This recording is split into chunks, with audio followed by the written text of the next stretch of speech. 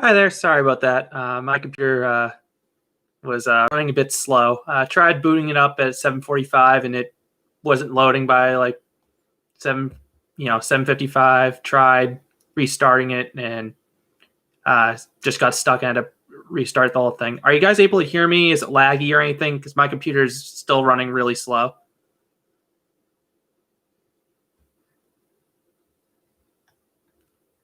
I'm gonna. Yeah.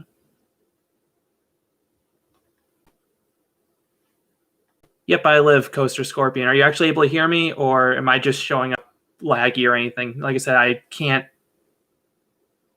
tell if it's working or not.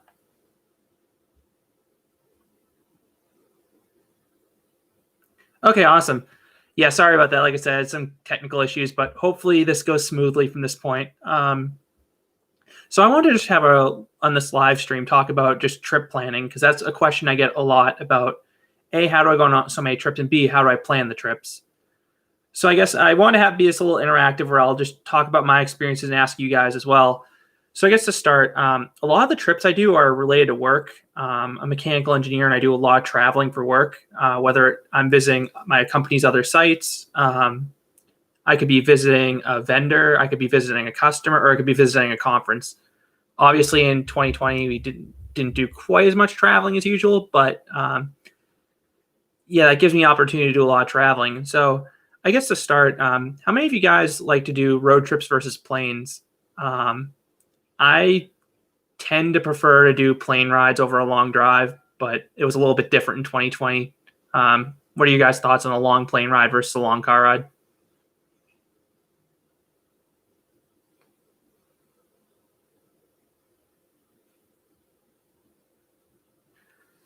Hi, Stanford Bridge. Hello, Coaster Hour.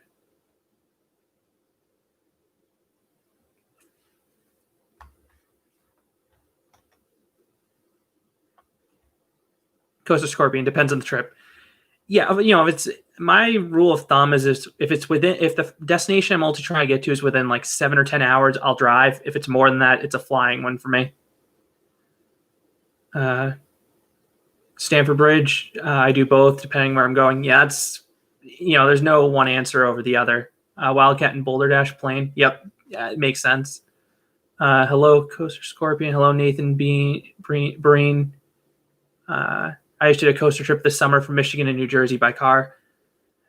That was probably a pretty long drive, but I mean, with everything going on this year, it makes complete sense. And you can also hit things along the way, which is nice about a long drive. Drew Myers, I've only done road trips, but I would easily go on a long plane ride if it means going to theme parks in Europe or Asia. And I'll talk about that later. If you're going to Europe or Asia, it's a bit different because the rules of the road are a little bit different in those places, and oftentimes you find that overseas there's better public transit than in the U.S. Hi, Badger State Coasters. Thomas Van Horn. I'm taking my first ever coaster road trip this summer to Indiana Beach, Holiday World, Kentucky Kingdom, and Dollywood, and tips for those parks. Um, Assuming Lightning Rod is open when you go to visit Dollywood, which the latest rumor I heard is it's not going to be ready for the start of the 2021 season. I'd strongly recommend getting their Time Saver Unlimited. Lightning Rod's an amazing ride. You'll want to keep reriding that. And if you use Time Saver Unlimited, you pretty much get on the next train. When I went last year, I was able to ride Lightning Rod 40 times in about 3 or 4 hours just by using Time Saver nonstop. For Kentucky Kingdom, if you get there at opening, get on Lightning Run once, and then cross the road because everyone stops at Lightning Run before getting to the back of the park. So if you want to ride T3, get on that right away because that ride has bad capacity. And then you can usually get to the back of the park to get a marathon Storm Chaser before people get back there. Indiana Beach, ride Lost Coaster as early as possible because that ride has bad capacity and is notorious for breaking down. For Holiday World, that one's a bit hard to say. It depends if they're still using their virtual queue system. But if you plan to do the water park, I'd say get to the water park right when the water park opens and get on the water coasters as soon as possible. Stanford Bridge, I usually do multiple parks in a row, so flying doesn't help after I start. Need a car to go park to park. Yeah, that's how it is the case for a lot of my trips, but I still dread that one long drive if I can avoid it. Badger State Coasters. I kind of want to go on a road trip to Indiana Beach for Chimera. Whatever they end up naming that coaster, as long as they're able to refurb it and rebuild it, that ride's going to be amazing. Even if they have to put the brakes back on, which they probably should, if it runs anything like Mindbender at Galaxyland, it'll still be an incredible ride. Wildcat and Boulder Dash. All my trips this year are canceled, but Lake Compounds did an awesome ACE event. I went to Lake Compounds once this year, and Boulder Dash is running as good as it has been the past few years, and I always enjoy going to that park, and they did a really good job with COVID precautions. Brody, what's up? Oh, doing well. Benjamin Friedman, hello. 808 Coaster Life, hello. Coaster Keychain, how long will the stream be? Probably something in the ballpark of an hour. Give or take a few minutes on either end. Benjamin Friedman, I want to go to Orlando for everything in 2021. Advice? Just in light of Six Flags Over Texas, what it looks like postponing Aquaman to 2022, I'd make sure everything opens that you're interested going there for. I'd like to think Iron Gwazi and Icebreaker will open, but considering they already gave season pass holders an extra year for free, they might realize they'll get a better return on investment if they wait until 2022. It's not something I want to see happen, but I could see them following in Six Flags footsteps, unfortunately. Spider and Spider, Opinion and Valley Fair. It's an okay Cedar Fair park. It's well run. The day I went had a massive storm at the beginning of the day, but they stayed open till close. And I love Renegade. Drew Myers, I'm really curious to see how rough or smooth Chimera is.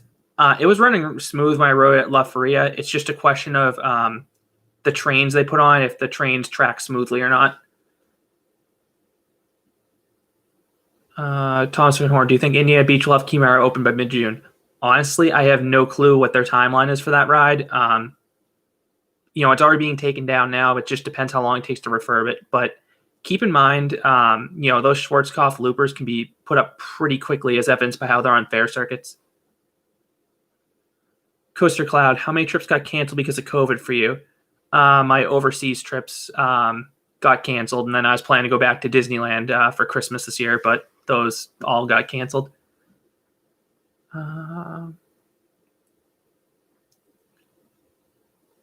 Camille Jensen, I heard Indiana Beach might get Cascabel.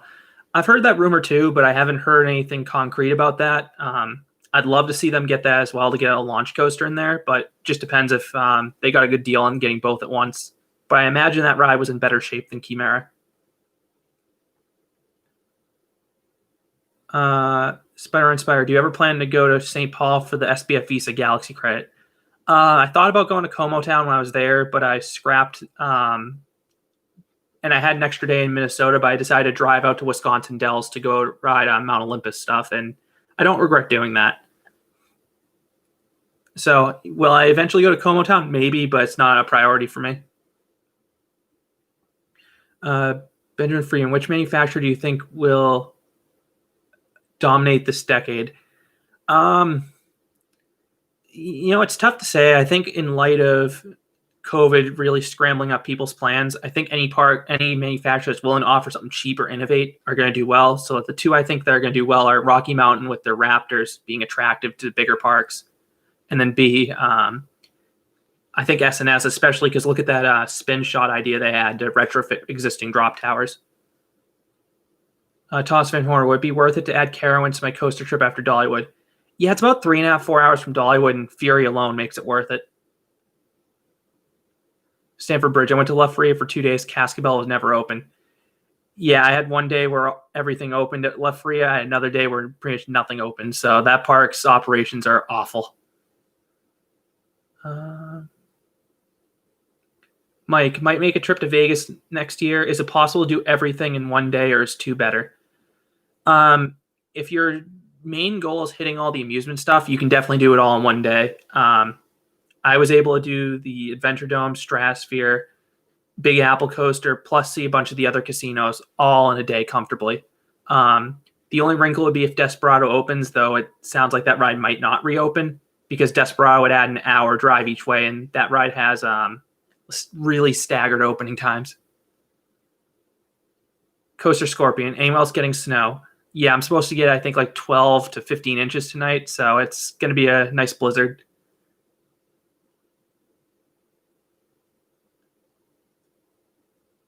Coaster B1, first trip overseas. Where will you go? So I think this is probably a good time to talk about overseas trips. So the first overseas trip I did, well, first time I left the country was Canada, where I went to Niagara Falls, where it felt really similar to the US, which was a good thing in the sense that it got me comfortable traveling abroad. But the first time I went overseas, I went to England. The reason being, obviously, they spoke English over there, and it was a very easy transition. Just the biggest thing over there is, people driving the opposite side of the road. For that reason, I used public transit the whole trip. Fortunately, the train system in England can get you to all the major well, it can get you close to all the major parks. For example, Alton Towers, you can get within, I think, like 20 minutes of it, and then you have to call a taxi to get to the park. Blackpool, there's a train that's about a mile down the road from the park. Thorpe Park has a bus line that goes right to the park. So I guess my biggest tip is if you're traveling abroad, go somewhere where for your first time they speak good English, just so you can get comfortable with traveling abroad and figuring out how to work over there. Make sure you have a way to get internet at all times, whether it be you get one of those mobile hotspots or you pay your phone provider to use internet at all times. I've found that the mobile hotspots work better, even though it's convenient to just have the internet straight in your phone. I find I get really bad service if I'm not in a major metropolitan area, which if you're in Europe, you have all the farmland and vast space in between the major cities. And then one other thing to just keep in mind, especially in Europe, for some of those trains, it is cheap if you book them well in advance, but if you wait till the last minute, their prices can skyrocket. By booking my train tickets in advance for my England trip a few years ago, I think I got train tickets from like London to Blackpool for like £15, whereas if I waited till the last minute, it would have been like £50 or £60.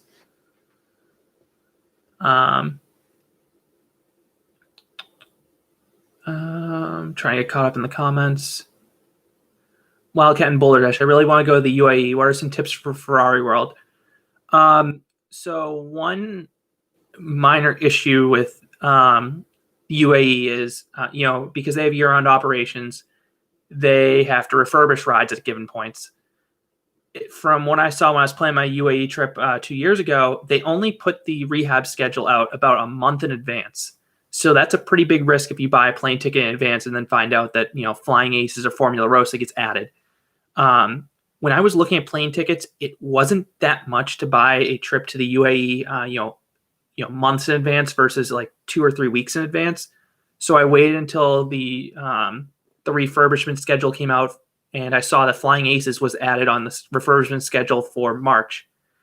My trip was the last few days in February and the first few days of March. So I made it a priority to go to Ferrari World first, rode Flying Aces, got in Formula Rossa, had a great time there. And then the other good thing about going to the UAE is, most people speak very good English over there. It's surprisingly cheap to travel through Uber and taxi. I ended up using that as my primary means of getting around. And what's really interesting over there is if you use an Uber in the US, I'm used to being in a Toyota Corolla or a Camry. Over in the UAE, everyone has a nice car. Usually when you used Uber, you were getting in like Lexuses and just really nice cars. I know UAE has a public transit system, but again, when I looked at the cost for Ubering, it was just so much easier to use that.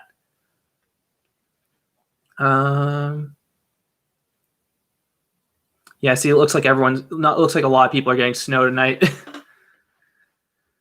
Stamford Bridge. I've planned a detailed UK trip. Too many parks to do by public transport. Definitely going by car. Yeah, the first time I went there, my focus was Blackpool, Alton Towers, and Thorpe Park, and those three I could easily do with public transit. Next time I go back there, two that I want to get to are Lightwater Valley and Oakwood, but both those parks I'll need a car to do. I'm a little leery about driving on the opposite side of the road because I feel like it's going to take a little bit of getting used to. But I'm glad that the first time I drove in Europe was in a country where I was on the right side of the road. The first time I drove in Europe was in France, and biggest tip I have is just to look at the rules of the road and what specifically road signs are before you get there. because there were some interesting ones like in France. There were these narrow one-way roads where there were yield signs, and basically it would tell, depending if it was red or black, it would mean you either had to yield to oncoming traffic or they had to yield to you. And if I didn't look that up in advance, I'd have no clue what that sign meant because it was just a symbol with no words on it.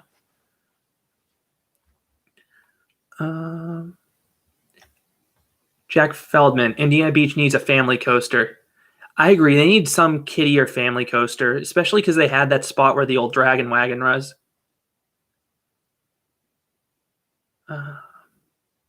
Yeah, an SBF Visa spinner would be good for Indiana Beach. I mean, those would work at a lot of parks.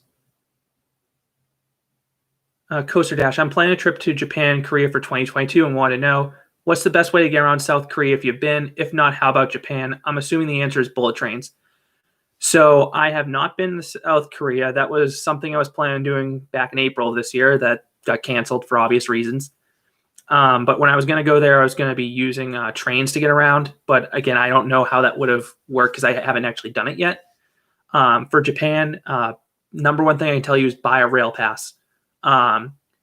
If you buy it in advance online, you're able to get this rail pass that's good for, I think it's like 2 or 3 weeks. You can use that to get around almost any train in Japan, and that is the way to get around that country. Their trains go to pretty much any park you want to get to. Might take you a little bit to get to some of the parks, but you know, those trains, if they say they're coming at 8 o'clock, it's getting there at 8 o'clock. Those things run really efficiently. It's also really cool seeing how fast some of those Shinkansen bullet trains go. Jack Feldman. Yeah. If it's, Drew Myers, do you think Six Flags Qiddiya is going to open?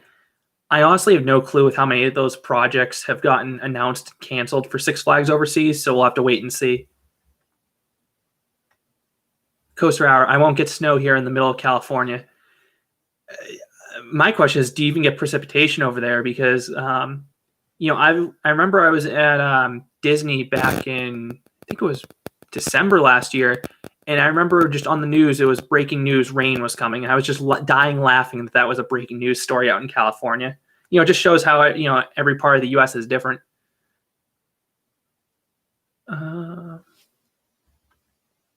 Green Bean, what parks have you not been to in America, and what city do you think a park needs to go to?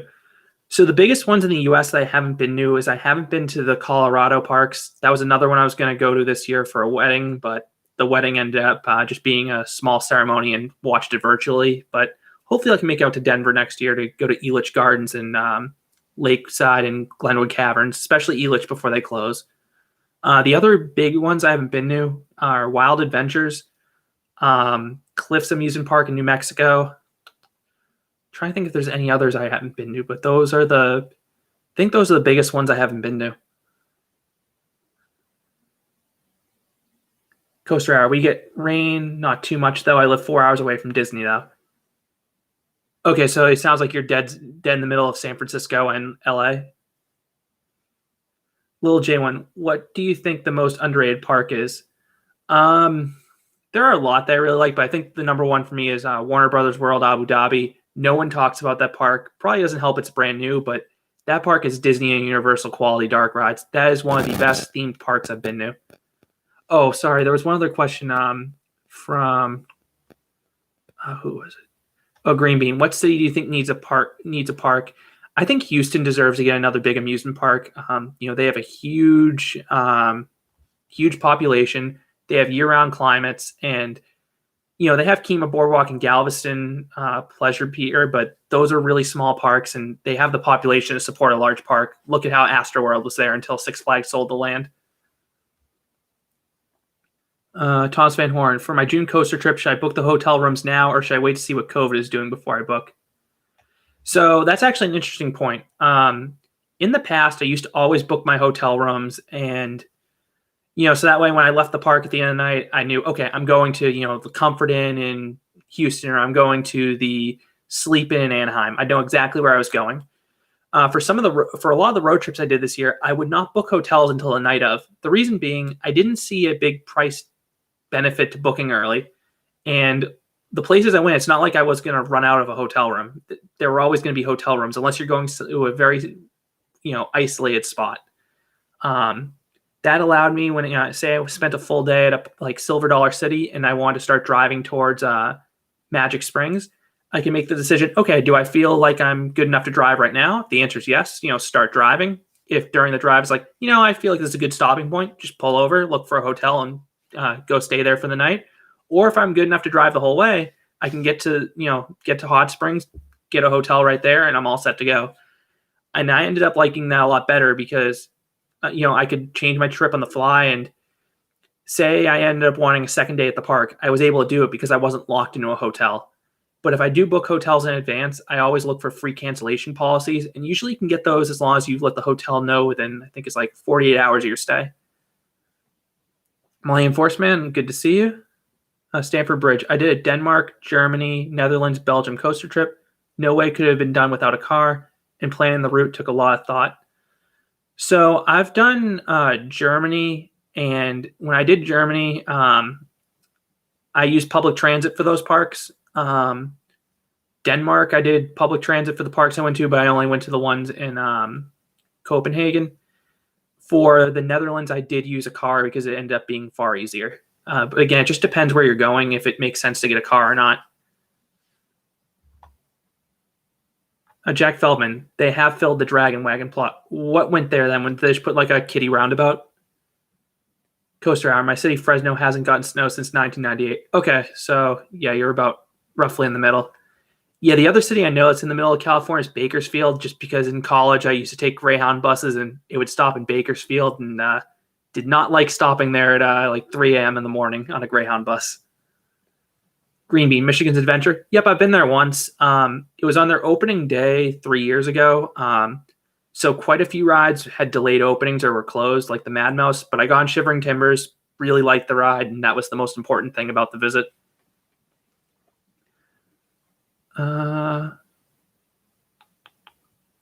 Stamford Bridge, a circular route in Europe means you don't have to pay huge fees for dropping off a rental car in a different place than you got it. Oh, I agree. Watching out for the rental car fees is really important. Even in the US, if you drop a rental car off at a different location, you're going to be paying a fee most of the time. Though, funny thing about the road trip that I did this summer, I picked up a car at Cleveland, and it was cheaper for me to return it to Pittsburgh for whatever reason than it was to Cleveland, which, that was fine with me. It was an extra 2-hour drive, I think, and I got a cheaper flight too. So I didn't mind doing it when it saved me money. And I don't know if that was just a glitch on Thrifty side, because it only was cheaper if I booked the car on a specific day, ended it on a specific day, and booked, I think it was like mid-size SUV. Any other car, it cost more. But I wasn't complaining because they ended up giving me like a Buick with a bunch of nice features in it. And it was probably the nicest rental car I've gotten outside of the Mustang in Myrtle Beach, though. I was a bit uncomfortable driving a Mustang because I got a lot more attention than I wanted. I'm used to just having like a, Toyota Corolla or a Volkswagen Jetta. I just like having the nice subtle cars. Wildcat and Boulder Dash. Where can I find Ferrari World's maintenance schedule? It's been about a year and a half since I looked, but if you go on their website, I think it's under hours. There's a section that'll say like ride refurbishments. You'll be able to find it there. They might not have anything under refurbishment right now because I'm guessing with COVID, the park was shut down for a while, so they might have been able to get some maintenance done then, but it should be on their website somewhere. Lame Force Man, if you're going on a Europe trip to countries with different currencies, what do you do? So that's a good point to mention currency. So first and foremost, it's good to know if the place you're going to uses credit cards or not. I know that sounds crazy to think of if you go to U.S. parks, but for example, in Japan, they're a very cash-centric society. So like in Japan, like a lot of the major parks were the only ones that accepted credit card, like Universal and Disney. In terms of currency, it just depends on the country you're going to. I always look up in advance if I need to use euro or what was it in? I think Denmark's or is it Sweden or Denmark? One of them's the krona. I forget which. In England you have the pounds. So just look at what currency you need in advance. And I usually go to AAA, a few weeks in advance to make sure I can get my money order in. Wherever you do not use the exchange at the airport because that's they're going to charge you quite the fee compared to a place when you can order the money in advance. Thomas Van Horn, would you ever consider doing a review of on your channel of the backlot clones? Eventually. There are other rides I'd want to review before those, but they're decent family coasters. Jack Feldman, they relocated the Rock and Tug and some other small ride there. Okay. Yeah, I remember the first time I was there, the Rock and Tug was over by, I think it was like Steel Hog, and it looked abandoned, but I'm glad they brought it back. Coaster Scorpion, what's the most underrated B&M in the country? In the U.S., I'm going to say Apollo's Chariot. I know it's ranked highly in the Golden Ticket Awards every year, but I've seen it much higher on it than most other enthusiasts. Keep in mind that I prioritize rides that give great night rides and great settings, and Apollo's Chariot does both those. Logan Port 2, do you think Six Flags St. Louis will get a Raptor? That'd be the perfect park for one, and I hope that's what goes where their Shoot the Chute was. Hi, Theme Park New England. Logan Port 2, 2021 would have been Six Flags St. Louis 50-year anniversary, so fingers crossed I finally get a coaster. Yeah, hopefully they get a new coaster soon, and specifically one that focuses on airtime. Stamford Bridge, was the most consecutive days you spent it very well, could have spent more time there. The other one that I spent a lot of time at was Universal Studios Japan, though that was not intentional. The original plan at Universal Japan was to spend 2 days there. But the first day I went to Universal Japan, there was actually a really bad earthquake in Osaka. I think it was like a magnitude 6.5. And I had never experienced an earthquake before. And so I'm just sitting in my hotel room in the morning, and I'm sitting in my bed, and then, the room starts shaking. I'm just sitting there thinking, oh, the person head above me is jumping on the bed. And a few seconds later, I realized, oh, this is an earthquake. So I'm just sitting in my bed waiting for the earthquake to happen. I'm kind of amused by it, just feeling, a 30-story building start shaking a little bit, because I knew they were built to withstand that. But afterwards, the people from California were actually genuinely freaked out by the earthquake because, it was a pretty strong one, and we were right above the epicenter of it. We were actually shocked Universal even opened that day, but none of the major coasters were open, for obvious reasons. So we went back the next day, and at the main entrance, they said nothing was going to be closed. Flying Dinosaur and Hollywood Dream were closed all day. So we went back a third day when we saw them running after we got back from another park. And we had about an hour at Universal, but the goal was just to make sure we got on those rides, just in case something happened on day 4. Day 4, we went to Universal in the morning, went to another park, Hirakata, and went back to Universal at the end of the night for a Flying Dinosaur marathon. So that's the other park I've spent 4 straight days at. Besides that, Disneyland, both Tokyo and California, though, you have 2 parks there to split up your time. Yeah, I guess what's the most time you guys have ever spent at a park consecutively? That would be an interesting one to hear about. Cedar Point's another one I've spent 4 days at, and that's a park that I, definitely enjoyed having that much time to get re-rides and things. Silver Dollar City is another one that I just spent 2 days there earlier this month, but that's a park I could easily spend, a week at because I love that park so much. You don't necessarily need a week, but I could have done it. Thomas Van Horn, one defunct coaster you wish you got to ride the most, Eagles Fortress. As I mentioned, I love great terrain coasters, and that ride looked like the definition of one. Wildcat and Boulder Dash, is Tappan Zee Bridge better than the regular New York City route in terms of traffic? My biggest tip with New York City is to just drive an hour when no one else is on the road. So usually I drive over the bridge really early in the morning on a weekend or really late at night on a weekday. Marjorie Kellogg, how do you feel about Darien Lake? It's decent. Ride of Steel's good. Usually you don't have much lines there. I was shocked they still have a Fascination Parlor. It's not one of the top tier Six Flags parks or anything, but it's a decent park. And Moose on the Loose. Okay, so 3 days at Cedar Point for Stamford Bridge. 5 days for the Disney parks. Yeah, the Disney parks are easy to spend a lot of time at just because there's so many of them. Theme Park New England. Do you ever think Canobie will do a Christmas event? So I remember Canobie was asked about that last year, and their response was they're not planning it at the time just because they're worried about staffing the park in winter. But any new addition they make is being winterized in case they do decide to open for the holidays. I'd love to see them open, love to see them decorate that park, and I'm sure they have plenty of rides that can run in the winter. There are some that I think would struggle. One that I wonder about is Yankee Cannonball, just because I've been there in Screamfest in some really cold days, and those first few test runs come darn close to valleying, but I imagine they could get something like, the corkscrew running with no problem, several other flat rides. They could probably get Untamed going, but we'll see. Land Force Man, mine was Cedar Point for 2 days straight. Obviously can't go to a park as long as I want because my family wouldn't allow for it. One of the good things of Cedar Point, though, is at least it has like the beach for people who aren't big amusement park fans. Wildcat and Boulder Dash, I unfortunately don't really have a choice with New York City timing since I have to get out of a school.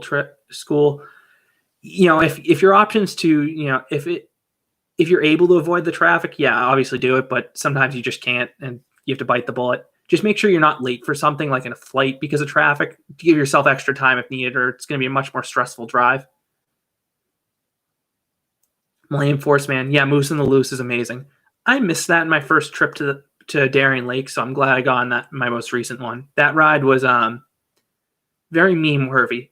The only problem was the Moose I rode, the audio was broken, but I heard everyone else's audio, and it just sounded like it would have made the ride so much better. Thomas Van Horn, do you think Kings Island would ever open Racer during Winterfest? So I've never gone to Kings Island Winterfest, and I haven't looked in it too much. I imagine Racer can run in the winter, as evidenced by how Racer 75 can at King's Dominion. It's just a matter of, do they want that section of the park open? Again, I don't know what their map is, if that area is open or not. Stamford Bridge, I did 2.5 days at Europa Park. Didn't plan that, but when I checked into my hotel in the afternoon, they told me I could go straight into the park. Yeah, that's what we did, and that park's amazing, and those hotels are awesome too.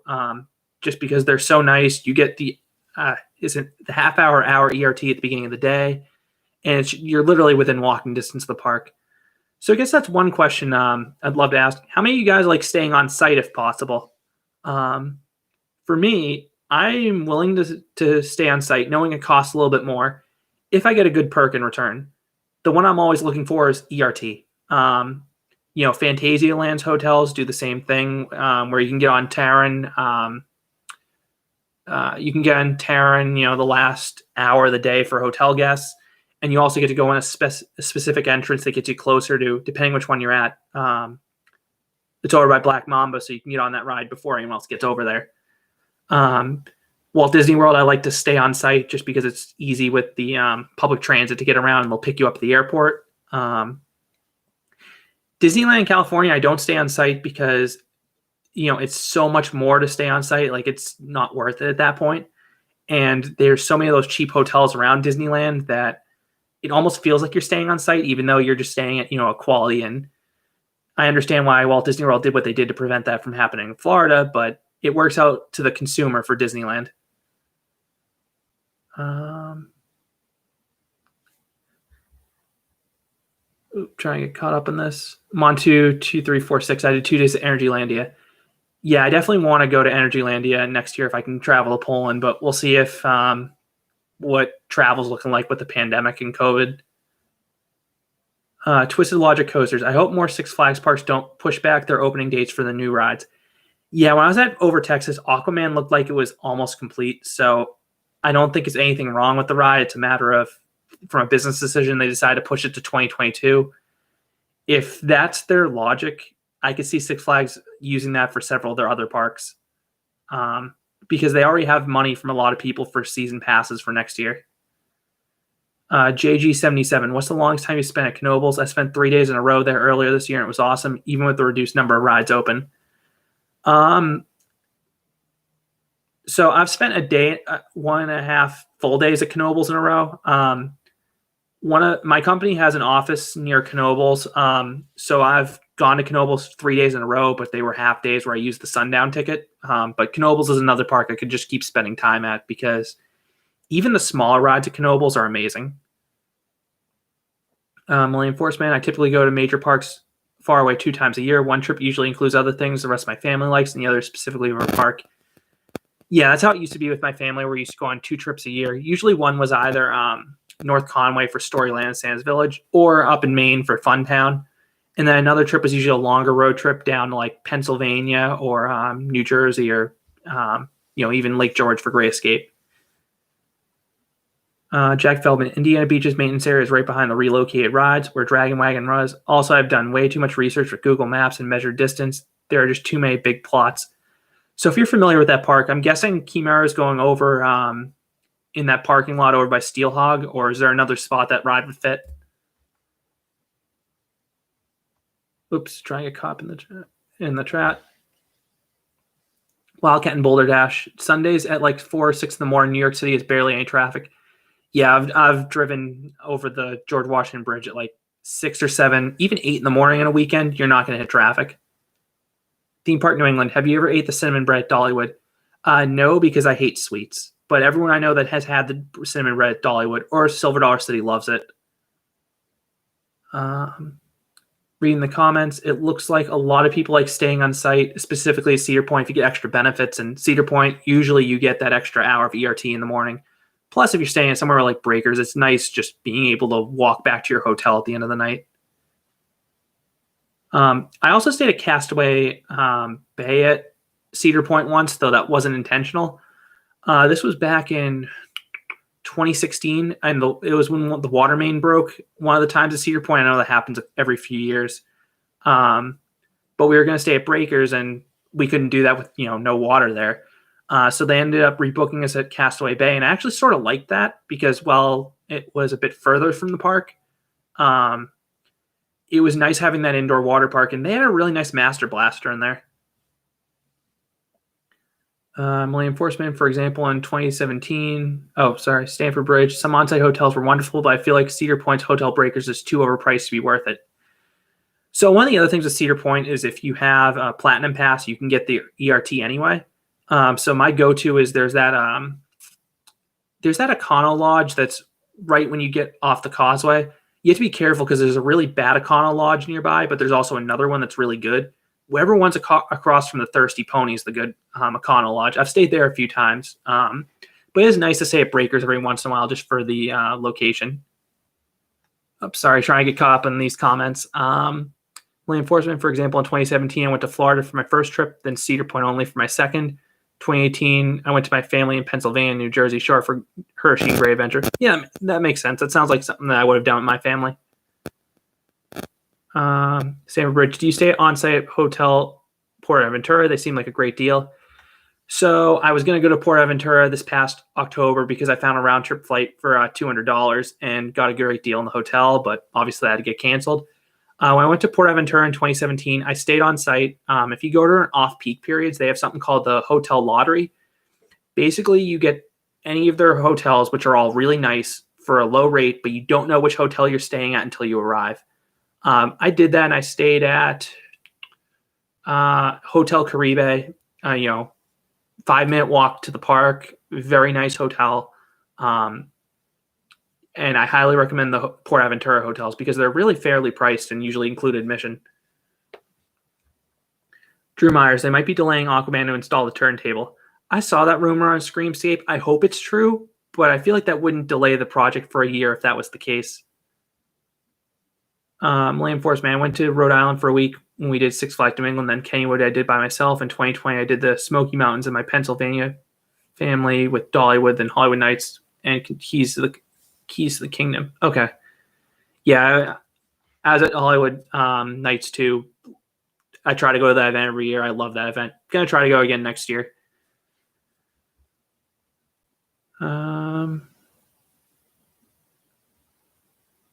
Twisted Logic Coasters, you hate sweets. You are crazy. Why?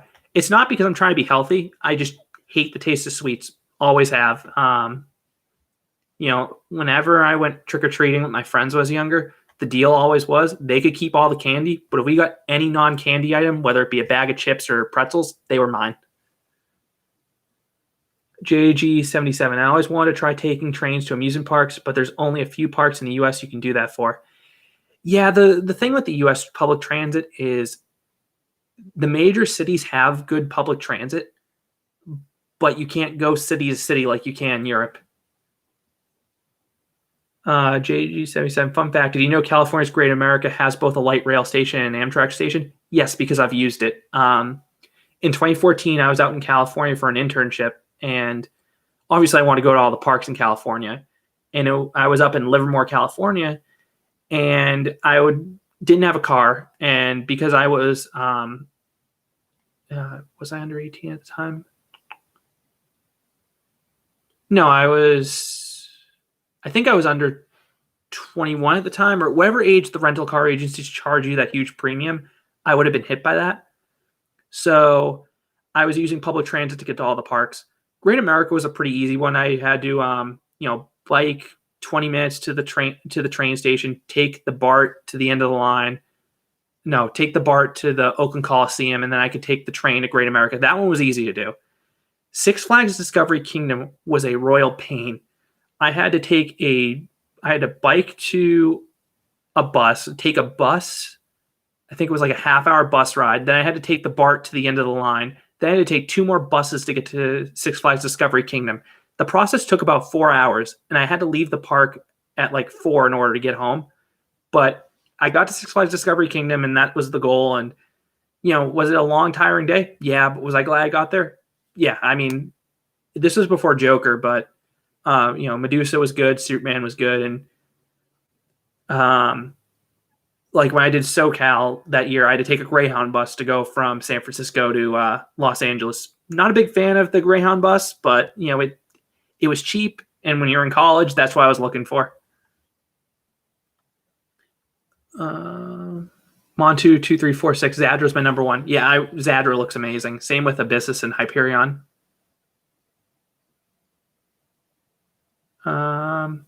Thomas the Mine Train. What are your thoughts on Camp Cedar? So I haven't been following that too closely. I'm not a big camper myself, but if that's popular with the locals, that's a great move by Kings Island, just to try to encourage people to stay multiple days because the park's big enough for it. William Forceman, I'm not a cinnamon bread fan, but the one at Dollywood is just different. I've heard that cinnamon bread's the best of the best, but everyone who has it says it's sweet, and that's just too much for me. Thomas Van Horn, would 7 hours at Indiana Beach be enough to get every credit and some re-rides? Absolutely.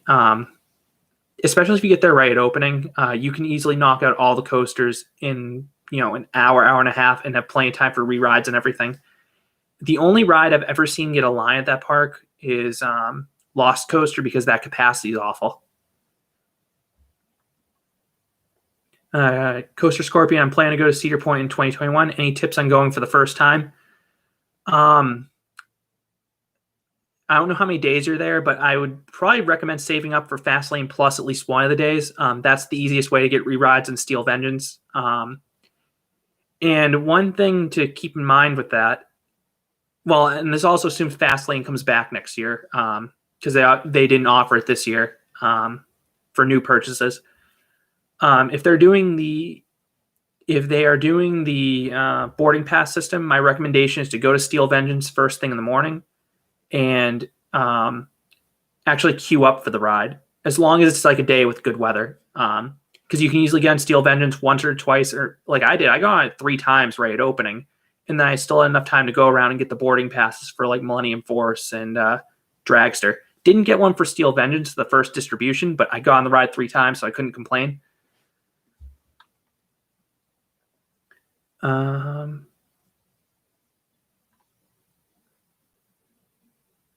Jack Feldman, you stay a whole day for a cornball marathon. Yeah, that's my favorite coaster at that park, but it seems like a lot of people have different favorite coasters there.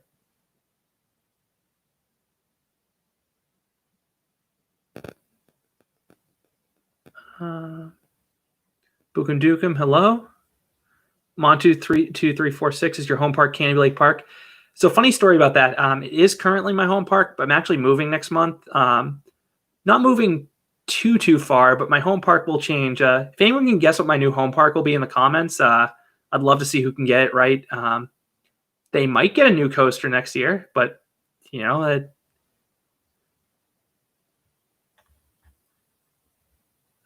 Millennium Force Man, I'd rather do Germany or Japan, but I would be mad that I couldn't do all the parks I want because my parents wouldn't let me. Plus, Poland has the most top in the world coasters in any country except the U.S. Yeah, if you're stuck doing a short trip, Poland's obviously good because there's one full day park, and then Legendia doesn't look like a full day park, but it has Lech Coaster, which looks amazing. Bukum Dukum, what do you think is going to be the best coaster of 2021? The Walibi Belgium Mega, I forget the name. What's it? Conga or Conja? That ride looks insane. Twisted Logic Coaster. Have you ridden in an enclosed Larson Superloop? Are you talking about like the old Ring of Fires with like the boxed in car? If so, no, because you can't ride those alone. And usually when I'm at parks, people do not want to ride Larson loops. I mean, I'm not a big fan of them myself. Joe Flynn, I've been using Lyft to get to Carowinds, but I have to use Uber to get because Lyft was not available. The first time I went to Carowinds, I was not planning on using Uber to get to the park. I got to the airport using Uber to get to my hotel across the street from the park, thinking I can walk to the park. If you're not familiar with Carowinds, you know the park is located pretty much on a highway, and there's no crosswalk to get across the street. So I ended up having to call an Uber for literally a 1-minute drive to get across the street because I didn't feel safe running across that road, especially at night.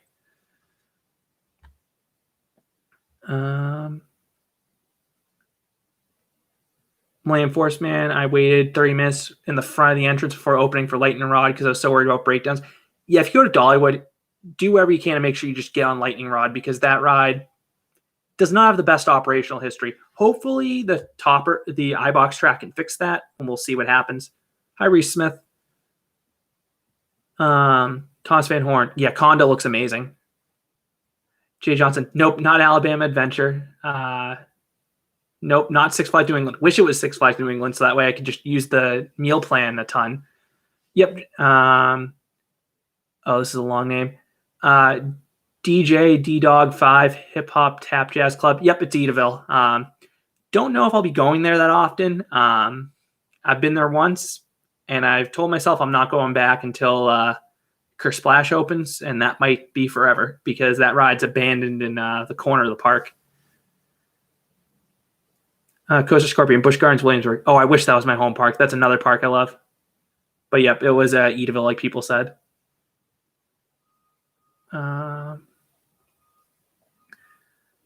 Reese Smith, will you go back to Canobie and Six Flags New England? Oh, I still have the season pass for Canobie, and I obviously have a Six Flags membership. I'll be going to both those parks. Just the difference is this year I was able to go to Canobie at the end of the workday because I was so close to it.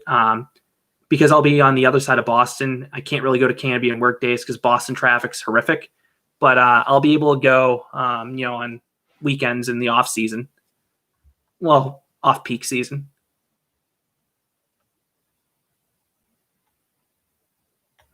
Yeah, Funtown would be another one I wouldn't mind living close to because they're usually open late and there's never any lines there. But that's another one that's going to be unfortunate because that's one I used to be able to run to after work. But if I'm on the south side of Boston, I can't get to Funtown without getting stuck in traffic. Though one benefit might be usually in the afternoon, if I tried to go to Six Flags New England, there was too much traffic coming from where I live because I'd have to go towards Boston. I might be able to get to Six Flags New England without traffic or Lake Compounds, which would be great during their Halloween events.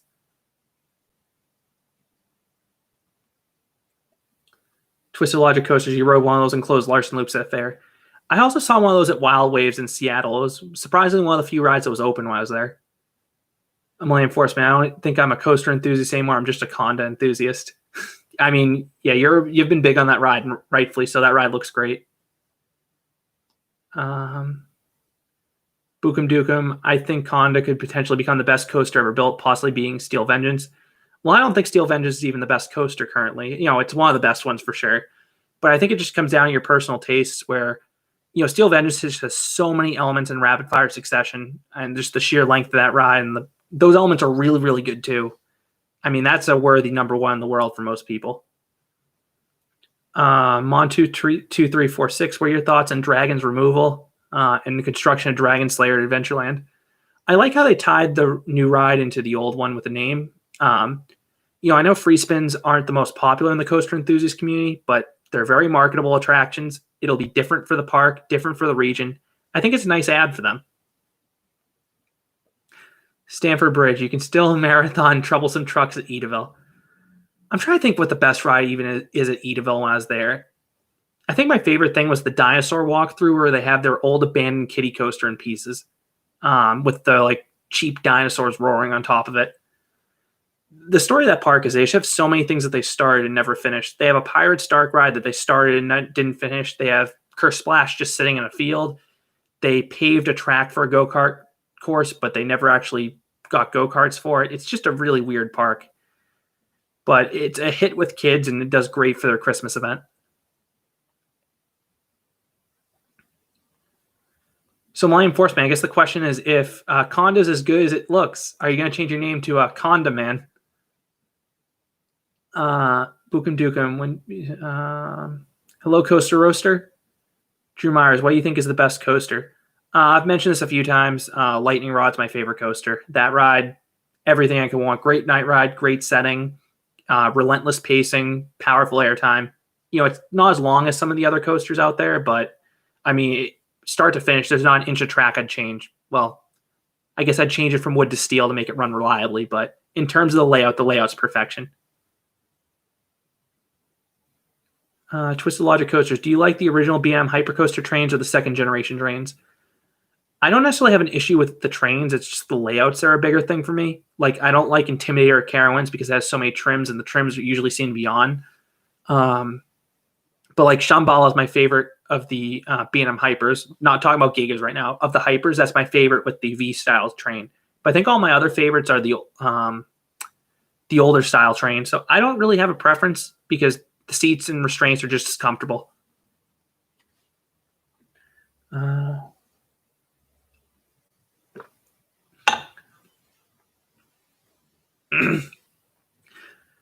Yeah, I think one of the biggest things is everyone likes to see the champion dethroned. It's not just with coasters, it's with sports too. It's exciting when you have, a new best in the world all the time. And I think one of the issues with Steel Vengeance, if you can call it that, is the ride was so good, so long, that it just became so many people's number one coasters. It sort of took everyone seemed to have it as a number one, which isn't a bad thing. But, it's just different where before that, everyone seemed to have a different number ones.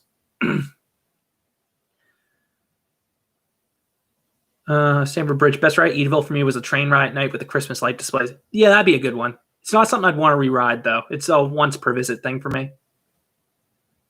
Millennium Force Man, they have a Thomastown. That's all you need.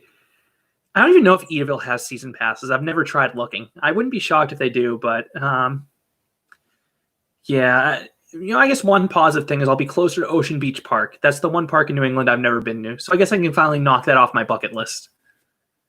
Mon 2346, which is better, Chimera or Mindbender? Chimera, because they ran it without trims. If Chimera was trimmed like it was supposed to, I think Mindbender would be a little bit better because the indoor environment makes it really disorienting. Millennium Force Man, I-305 is a 50-50 chance of beating Millie for me, and I should be riding that in June. And you should be able to ride that a ton because it never has a line. Ascended, does Busch Gardens Tampa need 2 days? Need 2 days? No.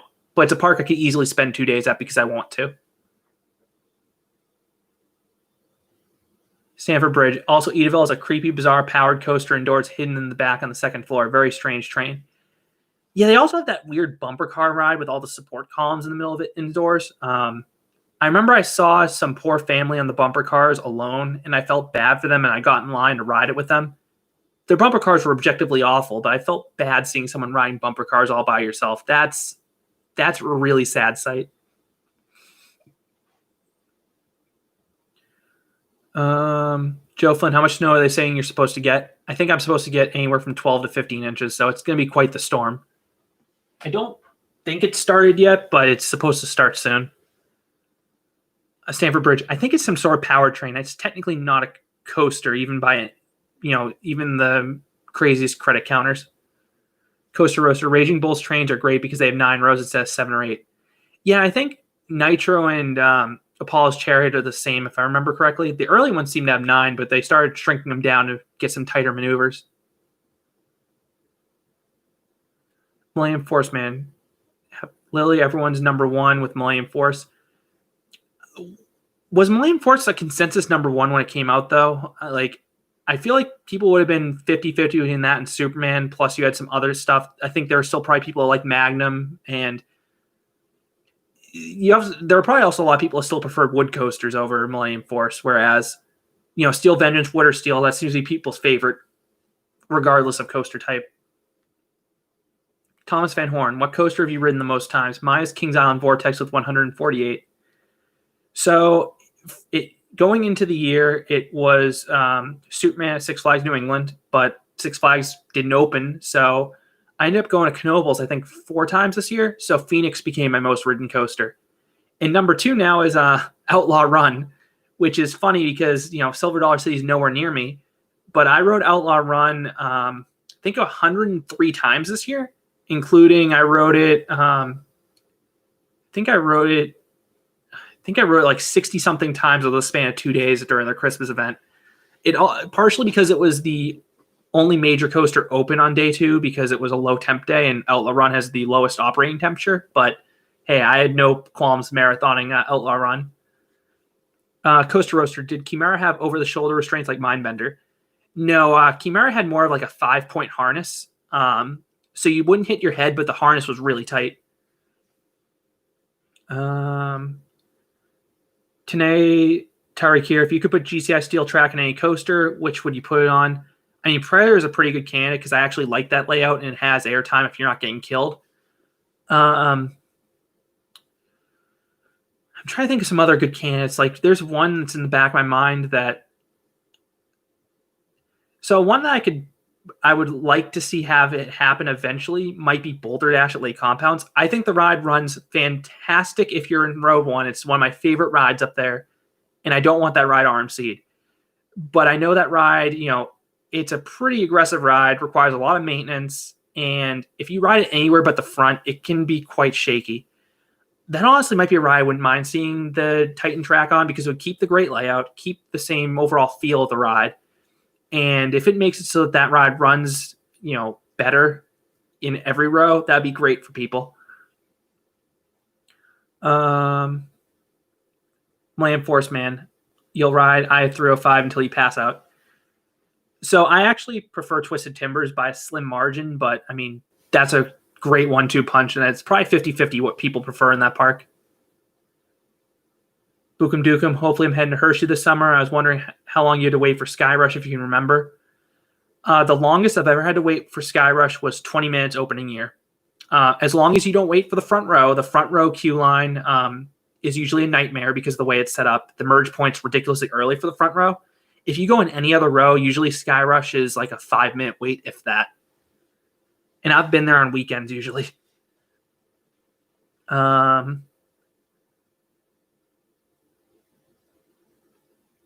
Millennium Force, man. Millie's 3 years destroyed Superman in pretty much every different award system. Okay, so I guess Superman must have picked up popularity along the way.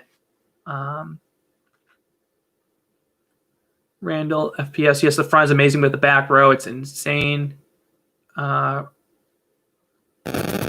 you talking about Boulder Dash? I think the airtime's probably a little bit.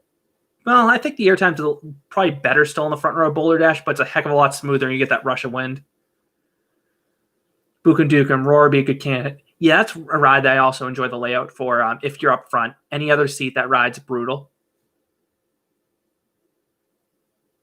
Coaster Roaster, this is very random. Which is better, crunchy or creamy peanut butter? Whatever the natural one is without any added sugar. That's my favorite peanut butter. I don't care if it's chunky, creamy, or crunchy. Yeah, Coaster Roaster, I didn't realize you hadn't ridden Skyrush. That was pretty awful in that comment you put, so hopefully you can get on it. Randall FPS. Yeah, Boulder Dash. I know some people have got some really brutal rides in that thing a few years ago. Again, I only ride in the front because that's the best seat on the ride anyway. But if you ride anywhere in the back, I know that ride's not running like it used to. Millennium Forceman, you were shocked when Twisted Timbers clobbered I-305. I think one of the reasons for that might be I know people that have issues with I-305 because it doesn't, it's not an airtime machine. Whereas I don't know anyone who hates Twisted Timbers. Twisted Timbers seems to be a great crowd pleaser.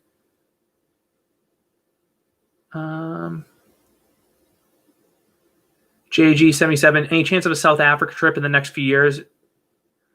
That's not one I have on my itinerary.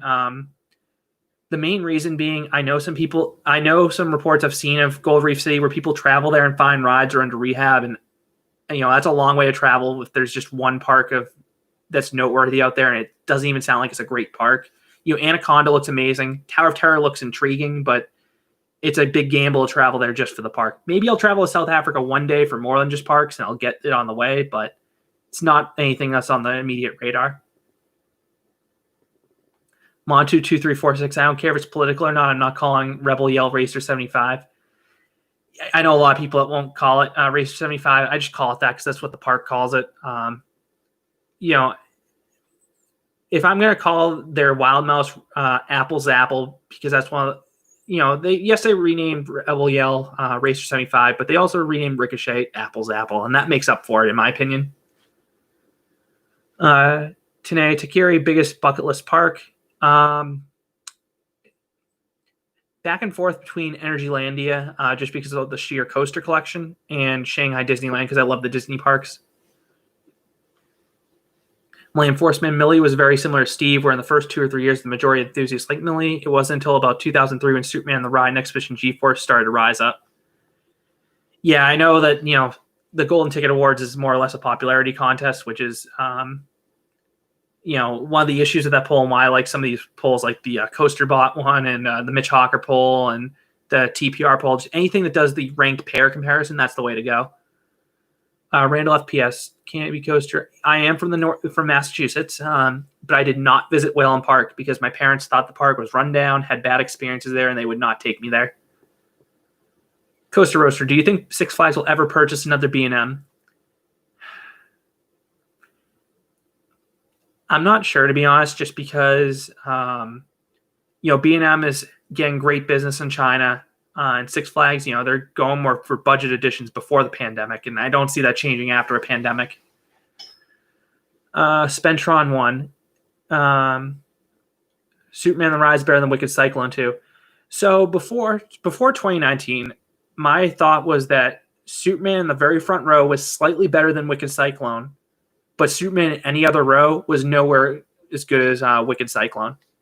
Last year, Superman got the new wheels put on it, and it's running as fast as it did in the mid-2000s again. With those new wheels, Superman's better than Wicked Cyclone, front or back, doesn't matter. Superman was running fantastic last year, and I was really bummed out I couldn't ride it again this year. Montu2346, any thoughts on Decepticoaster? I like the Hulk. It'll be interesting having the new vest restraints, which I don't think will hurt the ride because it's not a airtime-based ride, and there won't be any headbanging. Stamford Bridge. Flyer Comet looked intriguing because I think that one probably just had buzz bars, and honestly, with Whalen Park, I have no clue if they even had seatbelts on it. Thomas the Mine Train. I'm not calling it Dominator. I'm going to call it Batman Night Flight. I'm sure Six Flags would love that. Coaster Roaster. My life goals have either Apple's Apple or Coco Cruiser be 100th coaster. You should try and make Skyrush your 100th coaster just to get revenge. Have you heard about Golden Horse change their name to Jinma Rides? I did not hear that, but it wouldn't shock me if they tried to change their name to, improve their reputation. Because weren't they kicked out of IAPA a few years ago? Randall FPS from Dedham, a suburb south of Boston. Oh yeah, I have friends that live in Dedham. I guess it's relatively recent. I've started posting more in the community, but I've loved coasters from, age 2 or 3 as long as I can remember. Reese Smith, do you think Canobie should get a new coaster, either replacing Canobie Corkscrew or Tall Timber Splash? So for the longest time, Canobie was rumored to get a coaster in the spot of Corkscrew when Corkscrew inevitably gets removed. But for better or for worse, Canobie's Castaway Island Water Park was such a big success when that opened last year that it would be dumb for them not to expand their water park. That was the one thing the other New England parks had over Canobie for the longest time, and it was such a big hit for them, often hitting capacity. They need to expand that water park. And, if you look where that water park is, one side's the lake, they can't go there. Another side is trees that go shortly into, homes. They can't go that way. Another way is over towards, the zoo and kiddie area, I guess they could go a little over there. When I say zoo, I mean just some like bird cages, nothing big. But the easiest plot would be to go over towards Corkscrew, and it'd be great if they could expand their water park over there, adding drop pod slides, like some a bowl slide, something like that would be great for Canobie. But if they are to add a new coaster, my guess would be that they would rip out Tall Timber Splash, the wet dry water slide on the dry side, because that ride's redundant now. And then they could easily fit a small family coaster over there, because that's really what Canobie needs. I'd love to see a thrill coaster as a coaster enthusiast, but objectively looking at what that park needs, they need a family coaster that can bridge the gap between Dragon Coaster and the other coasters, because until you're 48 inches tall, the only coaster you can ride there's Dragon. Coaster Roaster, I can't wait to get back on Ride of Steel because I didn't ride it this year, but it also got new wheels this year. Okay. Are you talking about Darien, or I'm guessing you're talking about Six Flags America? But I got some good rides in Superman during Fright Fest or Hallowfest this year. Twisted Logic, do you think Six Flags Great Adventure will bring back the old Enterprise, but have it be the Zamperla Endeavor? I could see Great Adventure getting one of those. That seems to be one of the flat rides that Six Flags is adding, and they have a good relationship with Zamperla. Montu2346, Skyrush sucks. So post in the comments if you like Skyrush or not. I know that's one of the more polarizing rides. There never seems to be anyone that thinks Skyrush is okay. It's either you love it or you hate it because of those restraints. Patrick Dees, how many days do I need at Kings Island for a full experience? You can do everything in one day at Kings Island, especially if you splurge for Fast Pass Plus, but it's such a big park that you could easily spend, a day and a half, 2 days there and not get bored. Bookum Dookum, in order, what's the top 3 coasters opening in 2021? Probably Conda, Iron Gwazi, and tough to say on the next one. Abyssus is up there. Velocicoaster looks amazing.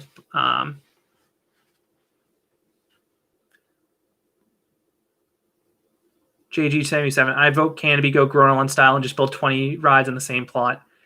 When parks say they don't have space, that's a good point. You always can make space if you're willing to try hard enough. And one of the things that'll help Canobie and a lot of these parks, if they need to go Groenland styles, they have bigger off seasons than Groenland. Like Groenland, that B&M Invert took so long to build because they literally had to dig a hole in the middle of the park and fill it in before the park opened for the year. So I guess one positive of COVID is it made it easier for them to build the ride this year, but it's still unfortunate that park had to close this year. Randall FPS, Tall Timber Splash is awful. I don't think they should remove Dragon. They just need a family coaster, stepping up from Dragon. Let's see. So I see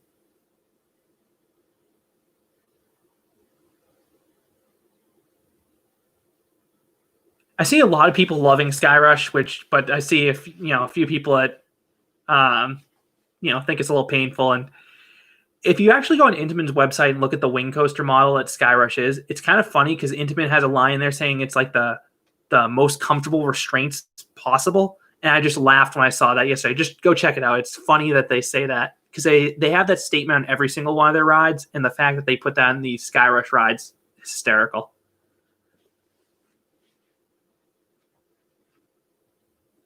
Twisted Logic coasters. Whenever I go to parks, I can use the disability pass because I get bored when waiting in long lines. I used to get very angry. Not too bad now. Yeah, there was one time I could have used the disability pass. When I went to Dollywood in 2017, I tore my ankle. I actually thought about canceling that trip because I barely could walk, but Lightning Rod was actually running for the first time when I was supposed to be there. So I wasn't going to pass it up. So I ended up going there, and my first thought was, I should get a wheelchair. But unfortunately, if you know anything about Dollywood, on a busy day, the first thing to sell out there isn't their time saver. It's the wheelchairs. They had no wheelchair available. So I had to put this giant brace underneath a winter boot, and I basically had to walk straight-legged the whole day because I couldn't flex my ankle.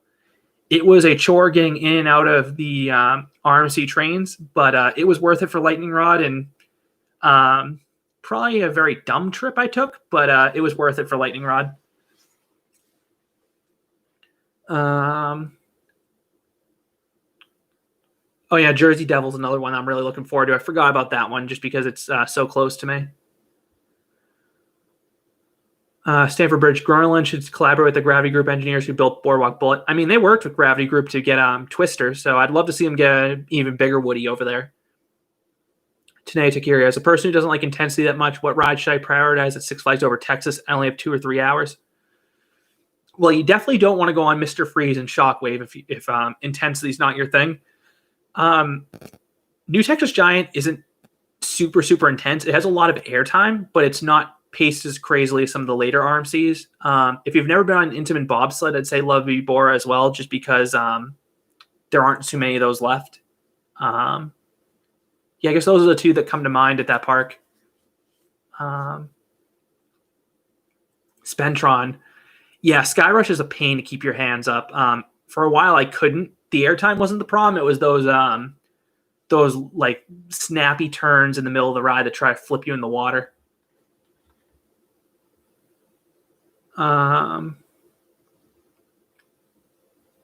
Intimate thinking the U-Brick is comfortable.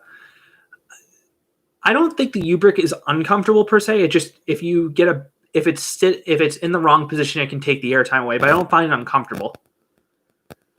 Montu 2346 Flying Ace is a good restraints, but Skyrush was not good. It's surprising how much better Flying Ace's restraints are. They look identical on the surface, but the profiling underneath made all the difference. My enforcement. Intamin says their logo means trust and loyalty. Hopefully they can build their trust back in the U.S. because they've burned some bridges, unfortunately. Jay Johnson, I'm planning a road trip. Would you add anything to this? Holiday World, Kentucky Kingdom, Kings Island, Kennywood, Cedar Point, Michigan's Adventure, Mount Olympus. You are going to pass right by Indiana Beach, so I'd look at adding that one, especially with them adding Chimera next year.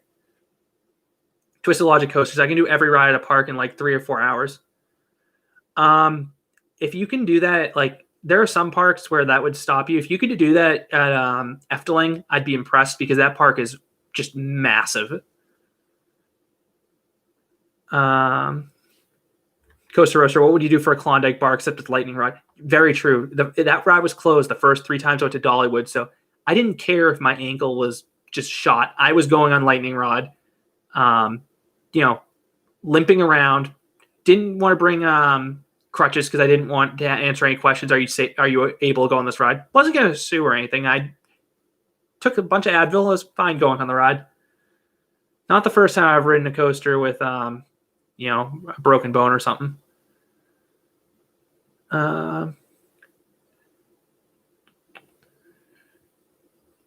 Spentron, Skyrush's restraints to be comfortable on the comfortable coaster. It isn't. I love how the restraints are open, and for me, I don't find them uncomfortable, but I will admit they're tight, and I can see how they could cause a lot of people problem. Mod22346, Venus GP is my proudest credit. And that looks like a pretty cool ride, and hopefully it gets saved, because I think I saw it was being moved somewhere. Coaster Roaster, am I crazy to say that Shockwave seems like the best coaster at Six Flags Over Texas? I really like Shockwave. I still prefer New Texas Giant. I'll admit New Texas Giant isn't a top RMC by any means, but New Texas Giant still has so many airtime moments. That's still my favorite in the park, even if Shockwave probably is the better paced ride and just more forceful. Max Hagan, our opinion on Six Flags Over Georgia, Mindbenders, new trains.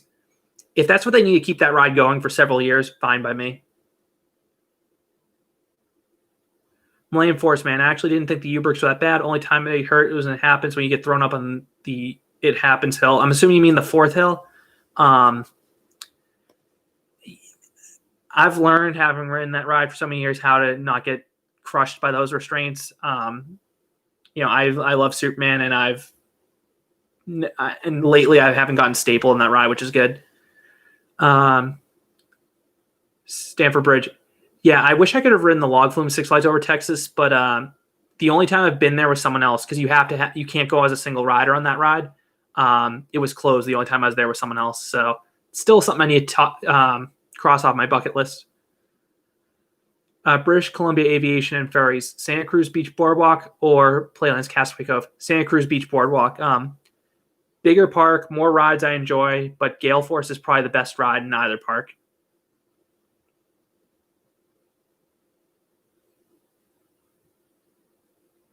Oh, Millennium Enforcement, that's cool. You got the Intamin press kit. Where do you get the press kit from? He was number one. What U.S. park do you think will receive the next GCI or Gravity group? I'm gonna say Dorney Park just because they have those plans for what looks like a Gravity Group shuttle coaster, and I feel like they'll just get postponed a year, but they'll probably still happen maybe 2022. Stamford Bridge, yeah, I wish I had 2 days of Efteling. I made the mistake of going there and only giving myself a half day, and that was not enough time for that park. I underestimated how big that park was and just how popular that park was in terms of lines. Coaster Roaster, how many times have you watched the Legacy of Arrow documentary? I've only seen that once, but I really enjoyed it. Millennium Enforcement, yeah, I hate when people that know they broke the park suggestions and then sue the park because they got hurt, right? Yeah, again, I know the reason that they have the rule there. The rule is, for parks liability purposes. That's just like when I rode the SCAD Tower a few weeks ago. I got hurt on the ride. Nothing crazy, but I banged up my knee. But it was entirely my fault. When you ride those SCAD Towers, if you're not familiar, those are those rides that lift you up in the crane and drop you with no cable, no bungees, just a straight free fall, no net. They tell you to ride in a specific position and keep your legs pinned against the harness. Your legs are free to move, though. Dropped fine on my first 2 drops, but on the third drop, I vaguely remember kicking my legs just instinctively by accident, and my knee took a beating on the last fall. But that was completely my fault. Not angry at the park or anything. I knew, but thankfully nothing major. Just took some Advil and my knee's better now. But it took 2.5 weeks for it to get better. Max Hagenauer, can airtime get boring after a while? Like if a coaster had 50 airtime moments, would you get sick of it eventually? I mean, I love airtime. If it's bad airtime for 50 straight hills, I guess I'd get bored of it. But I can't think of a coaster that has a ton of airtime that's boring to me. Badger State coasters. When will Kennywood remove Little Phantom? Probably never, because I could see yourself chaining yourself to the ride, so they can't remove it. Millennium Enforcement. Oh, you contacted Intamin. Okay. Yeah, I know RMC has been pretty good about people reaching out to them and getting some surprises from them. So Intamin sounds like a cool company, so that makes sense to do it too. Twisted Logic coasters. Those tower rides look terrifying. I wish more of them existed. Yeah, I'll have a video on that ride in the next few weeks, but I'm not shocked there aren't too many more, considering it's very easy for a rider to get injured if they do something stupid. And combined with those accidents that happen in the Dells in California and IAPA. Land Enforcement, I also have one of those cool Intamin lanyards and have a giant sheet of every Intamin model, a Giga Coaster promo sheet of paper. Okay, yeah, that sounds really cool. Joe Flynn, I can tell you if you don't get stapled in on Ride of Steel and trust the seatbelt, the airtime is nuts. I won't tell you how high the T-bar was. So I think what people are talking about most is the Superman at Six Flags New England, because that has the U-brick restraints. That one's harder to get room on. The T-bars aren't hard to get room on at all, especially because those ones don't come down further when the ride goes on. Mon2346, thoughts on Thorpe Park. It gets a bad rap, but it's a solid park. It reminded me of a Six Flags park in terms of just the overall reputation it has, but it had some decent theming. I enjoyed the rides. There wasn't a truly world-class coaster, but they had a deep lineup. David Lynch, could you see a large raptor or a small T-Rex at King's Dominion? So it'll be interesting if they get that rumored wing rider that was originally going to go in Volcano's plot. With COVID happening, I could see them going for a more economical edition after this, but we know Cedar Fair isn't afraid to pay for a B&M usually.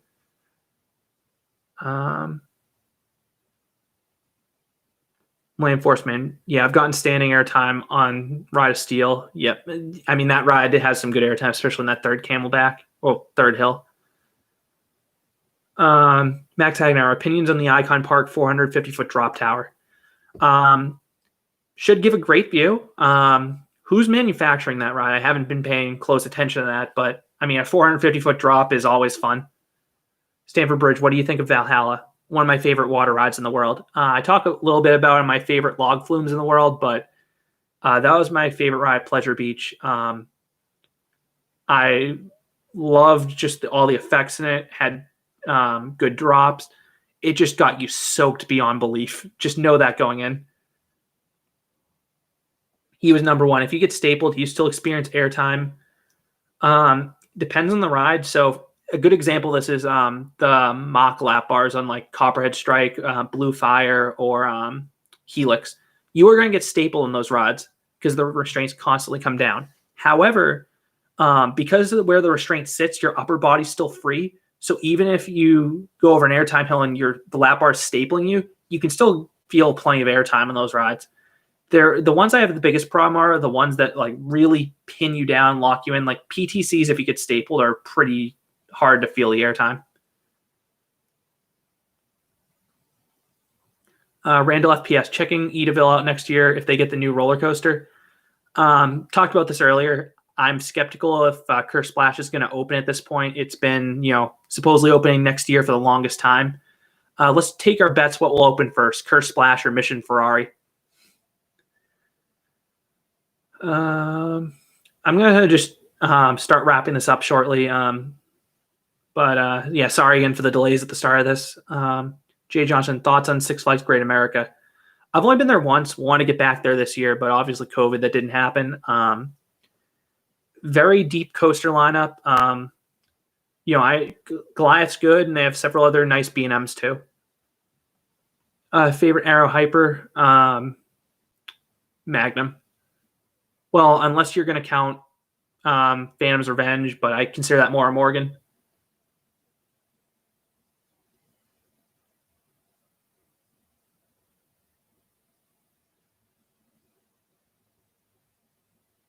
Stamford Bridge, Taylor Bybee and his friends all seem blown away by Darren Brown's Ghost Train. Brits don't seem that impressed by it. What do you think? So one of the things that, again, I'm not a big Thorpe Park history guy or anything. Did Darren Brown's Ghost Train replace a classic ride? Because I could see that really angering people if that was the case. But as someone whose first visit to Thorpe Park occurred, in Darren Brown's opening year, I knew nothing what that ride was going to do going in. Well, actually, I think it was Darren Brown's second year. I didn't know what that ride was going to do. And I loved it. I'm not going to spoil it too much, but I think it's known if you read online, it's a VR type dark ride.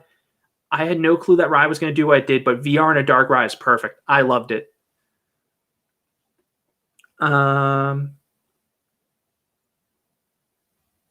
Millennium Force, man, I've never gotten staple on a PTC train.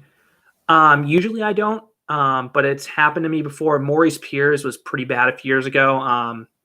They were determined to get Great White's lap bar down to the lowest position, and they succeeded.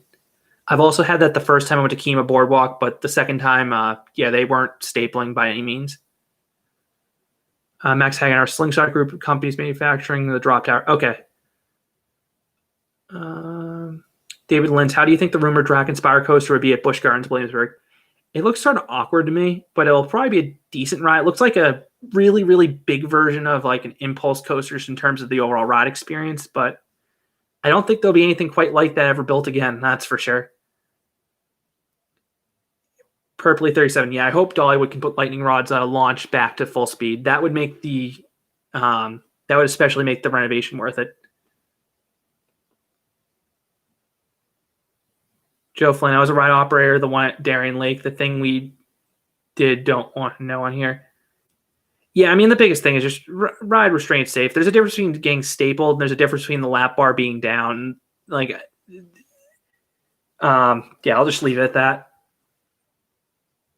Oh, yeah, Vertigorama is another one. Marcus Sorensen, do you think Intamin gets too much hate? From a reliability standpoint, they sort of deserve it, but their rides are great. Millennium Force, man. One underrated thing about the original T-bar train is that the seat has a 0-degree angle, so you feel more free. Yeah, I mean, I love how free those old T-bars are. David Lynch, will Lightning Rod be less enjoyable after the iBox? I see that ride running pretty similarly. And the fact it should run more reliably makes it infinitely better because you're not wondering if each ride will be your last. Robert Gray, you should do the best theme rides, queue lines. The only issue with that is I don't know how much footage I have for some of those queue lines, but it would be an interesting one to look at. Like I loved Six Flags Mexico has some great queue lines. I was blown away by Joker Carnival of Chaos at Fiesta, Texas with that Funhouse queue. Okay, so I'm going to take this as the last question from Montu 2346, and then I'm going to wrap it up. But Wild Eagle or X-Flight? Wild Eagle, it's a very bizarre wing coaster layout. It feels more like a floorless coaster, but it's a solid ride. Great views. Really like the drop. I enjoyed that ride. Yeah, I agree. Lightning Rod had a distinct sound per se, but thinking about it, if that ride ran like your average RMC in terms of like the feel, didn't have that, sound where it sounds like it's ripping itself apart, I'd still love that ride. It's the layout and the setting that makes it special, not the sound or feeling of the track. Okay, so thanks again everyone for joining. I know we started with the travel stuff and then sort of got off topic, but thanks again for calling in. Sorry again for the computer issues at the beginning. I tried to boot this computer up 15 minutes in advance, and that still wasn't enough time. I don't know if anyone else has this problem, but sometimes if I boot up my computer, it just says it has 100% CPU power being used. And so if I try to open an app while it's in that state, the whole computer locks up. I have to restart it. Thanks again for joining. Hopefully the next one goes a little more smoothly. I don't think there'll be a live stream next month because I need to take some time to make sure I move. But next time you see me, it'll probably be with a different background. There'll probably still be all the plushies in the world, but the walls might not be white. So we'll see what happens.